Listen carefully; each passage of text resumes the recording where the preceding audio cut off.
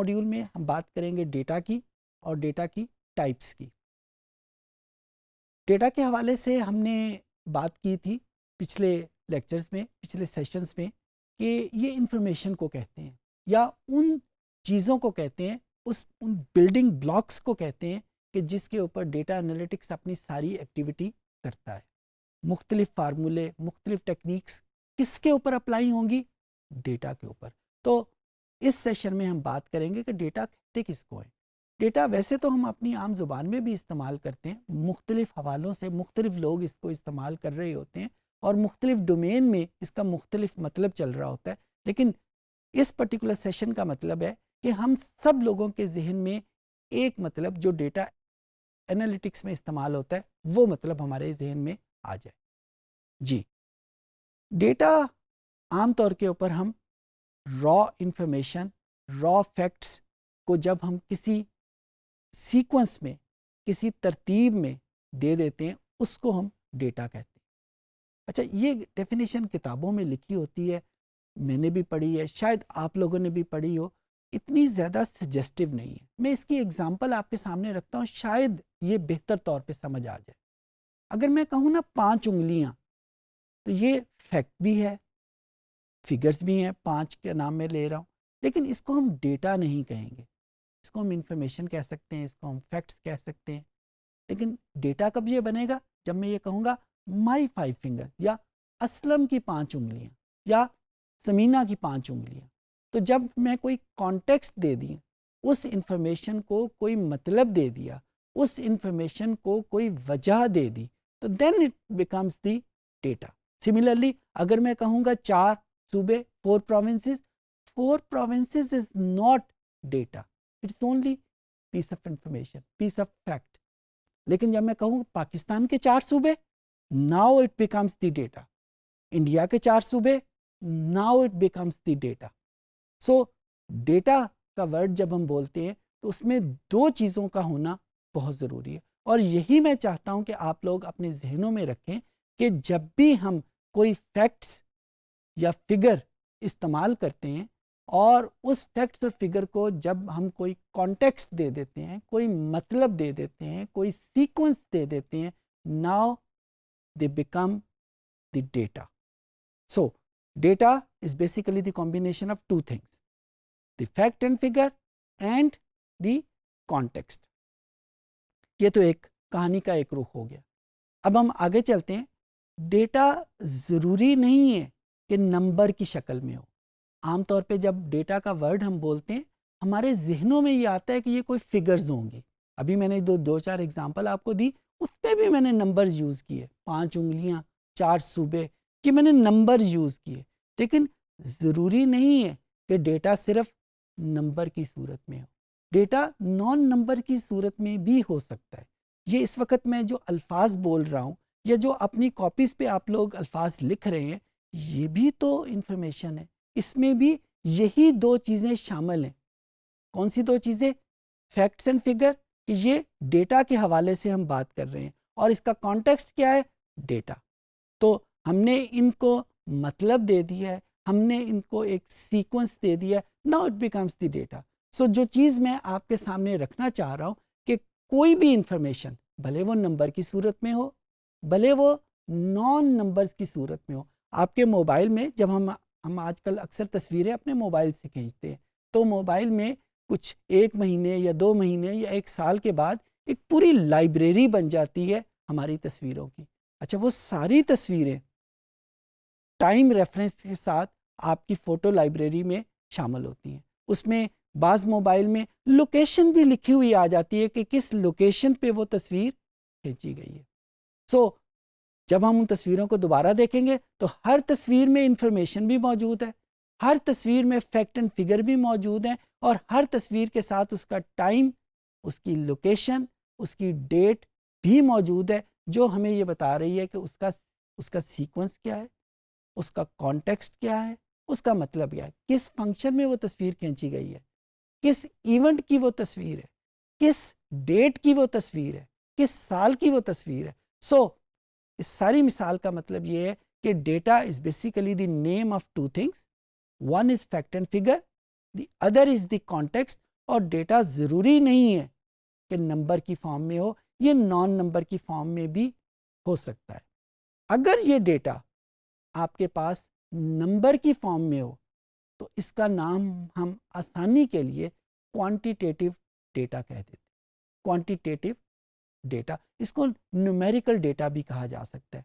तो हमने पहली किस्म जो डेटे की पढ़ी, डेटा जबकि हमने इसको कहा है कि कोई फैक्ट्स एंड फिगर जो किसी कॉन्टेक्स्ट के साथ गिवन हो, और उसकी हमने पहली टाइप जो पढ़ी उसको हमने नाम दिया क्वांटिटेटिव डेटा। बिल्कुल उसी तरीके से जब हमारे पास डेटा नंबर की सूरत में नहीं होता बल्कि नॉन नंबर की सूरत में होता, अब ये नॉन नंबर हमारे लफ्ज़ भी हो सकते हैं, ये नॉन नंबर तस्वीरें भी हो सकती हैं, ये नॉन नंबर कुछ और चीज़ भी हो सकती है, शर्त यह है कि वो नंबर्स ना हो, तो हम उसको क्वालिटेटिव डेटा कहते हैं। अच्छा, जब हम डेटा एनालिटिक्स का लफ्ज़ बोलते हैं तो डेटा एनालिटिक्स में हम सारा एनालिसिस जो है वो डेटा के ऊपर परफॉर्म करते हैं। हम नंबर्स के ऊपर या हम इंफॉर्मेशन के ऊपर या हम फैक्ट्स एंड फिगर के ऊपर वो एनालिसिस परफॉर्म नहीं करते, हम डेटा के ऊपर परफॉर्म करते हैं। ये जहन में रखिएगा, ये बहुत इंपॉर्टेंट चीज़ है, क्योंकि अगर हमारे पास जो प्रोवाइडेड इंफॉर्मेशन है उसका कॉन्टेक्स्ट गिवन नहीं है तो उसके ऊपर हम एनालिटिक्स की कोई टेक्निक अप्लाई नहीं कर सकते जब तक हमें ये पता ही नहीं है कि ये डेटा किसकी, इसका मतलब क्या है। जिस तरह आम तौर पे हम 5वीं 6वीं में जब मैथमेटिक्स की किताबें खोलते थे तो उसमें अक्सर अलजबरा में एक लिखा आता था, let x is equal to 5, let y is equal to 3। आपने पढ़ी होगी ये बहुत दफ़ा ये एग्जाम्पल। अब ये x का मतलब क्या है? क्या x किसी टेम्परेचर को शो कर रहा है? क्या x किसी इनकम को शो कर रहा है? x किसको शो कर रहा है? जब तक हमें ये नहीं पता उस वक्त तक हम इसको डेटा नहीं कह सकते। और क्योंकि डेटा नहीं कह सकते, इस वजह से के ऊपर डेटा एनालिटिक्स की कोई टेक्निक अप्लाई नहीं हो सकती। सो ये जहन में रखिएगा कि data analytics can only be applied on data, नाम में लिखा हुआ है। और डेटा किसको कहते हैं? कोई भी फैक्ट्स एंड फिगर जिसमें कॉन्टेक्ट्स भी या उसका मतलब भी हमारे साथ उसके शामिल। अच्छा, अब हम यहाँ से आगे बढ़ते हैं। दो डेटा की टाइप्स मैंने आपके सामने बताई थी, क्वांटिटेटिव डेटा और क्वालिटेटिव डेटा। अगर हमारे पास गिवन जो डेटा सेट है या जो गिवन इंफॉर्मेशन है वो क्वांटिटेटिव है यानी नंबर की फॉर्म में है, तो जो एनालिसिस या एनालिटिक्स हम करेंगे उसको हम क्वांटिटेटिव एनालिटिक्स का नाम देंगे। और अगर हमारे पास वो नॉन नंबर की फॉर्म में है तो उसका नाम हम क्वालिटेटिव एनालिटिक्स कहेंगे। क्वांटिटेटिव एनालिटिक्स के तरीके और हैं, क्वालिटेटिव एनालिटिक्स के तरीके बिल्कुल डिफरेंट है।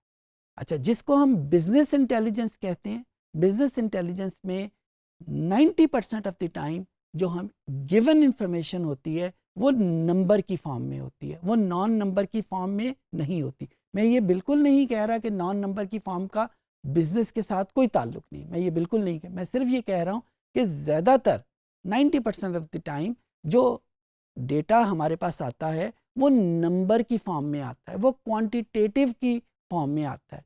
सो ज़्यादातर जो एनालिसिस हम अप्लाई करते हैं वो क्वांटिटेटिव एनालिसिस या क्वांटिटेटिव एनालिटिक्स अप्लाई कर रहे होते हैं। हम इस कोर्स में क्वांटिटेटिव एनालिटिक्स भी करेंगे और क्वालिटेटिव एनालिटिक्स भी करेंगे, लेकिन क्योंकि क्वांटिटेटिव एनालिटिक्स अभी मैंने आपको बताया 90% ऑफ द टाइम हमारे पास जो इंफॉर्मेशन या डेटा आ रहा होता है वो क्वांटिटी की फॉर्म में होता है, वो नंबर की फॉर्म में होता है, तो ज़्यादा करेंगे और बहुत थोड़ा हम क्वालिटेटिव एनालिसिस भी करेंगे। उसका अपनी जगह है, उसकी अपनी पोजीशन है। ओके, जब हम क्वांटिटेटिव एनालिसिस अप्लाई करने लगते हैं तो जो हमारे पास रिजल्ट आता है वो नंबर की सूरत में आता है। जो टेक्निक हम अप्लाई कर सकते हैं वो मैथमेटिक्स की हो सकती हैं, स्टैटिस्टिक्स की हो सकती हैं, इकोनॉमिक्स की हो सकती हैं। सिमिलरली अगर हम अप्लाई करते हैं नॉन नंबर का डेटा तो उसकी जो टेक्निक्स हैं वो हमारे सामने अप्लाई हो सकती हैं। जो क्वालिटेटिव के हवाले से टेक्निक है उनके बारे में भी हम डिस्कस करेंगे। लेकिन जो बहुत इंपॉर्टेंट चीज़ है वो ये है कि जब हमारे पास जो गिवन डेटा है वो नंबर की सूरत में नहीं है तो उसके ऊपर हम मैथमेटिक्स के फार्मूले कैसे अप्लाई करेंगे। फॉर एग्जांपल मैं आपको इंफॉर्मेशन देता हूँ, मेरे पास एक डेटा है जिसका नाम, जिसका कॉन्टेक्स्ट जेंडर है कि भाई आपका जेंडर क्या है। आमतौर पे इसका जवाब आता है कि भाई मेरा जेंडर या तो मेल हो सकता है या फीमेल है, तीसरी सूरत नहीं हो सकती। लेकिन क्या मैं इस मेल और फीमेल के ऊपर कोई मैथमेटिक्स का फार्मूला अप्लाई कर सकता हूँ, कोई स्टेटिस्टिक्स का फार्मूला अप्लाई कर सकता हूँ जो रिक्वायर करते हैं कि जो हमारे पास इंफॉर्मेशन है वो नंबर की सूरत में हो? नहीं कर सकते। इसी वजह से हम जब नॉन नंबर के ऊपर मैथमेटिकल एनालिसिस या क्वांटिटेटिव एनालिसिस अप्लाई करने लगते हैं तो हम पहले उसको नंबर में कन्वर्ट करते हैं। जेंडर अगर एक मेरे पास अवेलेबल है, जेंडर की जो कैटेगरीज आती हैं वो मेल और फीमेल है, तो मैं पहले एनालिसिस अप्लाई करने से पहले उसको नंबर में कन्वर्ट करूंगा और इस प्रोसेस को मैं कोडिफिकेशन का नाम दूंगा। अब अभी मैंने आपके सामने एग्जांपल दी कि मेरे पास एक वेरिएबल है जिसका नाम जेंडर है। अब जेंडर की दो पॉसिबल शक्लें हो सकती हैं, मेल। तो जब मैं इसके ऊपर कोई मैथमेटिक्स का या स्टैटिस्टिक्स का फार्मूला अप्लाई करने लगूंगा तो मैं इस मेल और फीमेल को कन्वर्ट करूंगा नंबर्स में। अच्छा, नंबर में कैसे कन्वर्ट करूंगा? मैं अपनी आसानी की खातर इसको 1 कहना शुरू कर दूं, इसको मैं 2 कहना शुरू कर दूं।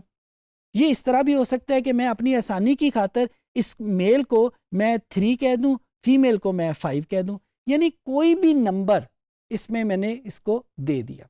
नंबर कौन सा देना चाहिए, कौन सा नहीं देना चाहिए, इसके बारे में कोई रिस्ट्रिक्शन नहीं है। जो आपका दिल करे आप उसको नंबर दे सकते हैं, लेकिन इंपॉर्टेंट ये है कि हमने इसको नंबर देना है। और ये हम क्यों दे रहे हैं? इस वजह से दे रहे हैं कि हमने इसके ऊपर मैथमेटिक्स के और स्टैटिस्टिक्स के फार्मूले अप्लाई करते हैं और वो फार्मूले रिक्वायर करते हैं कि वो नंबर की सूरत में हो।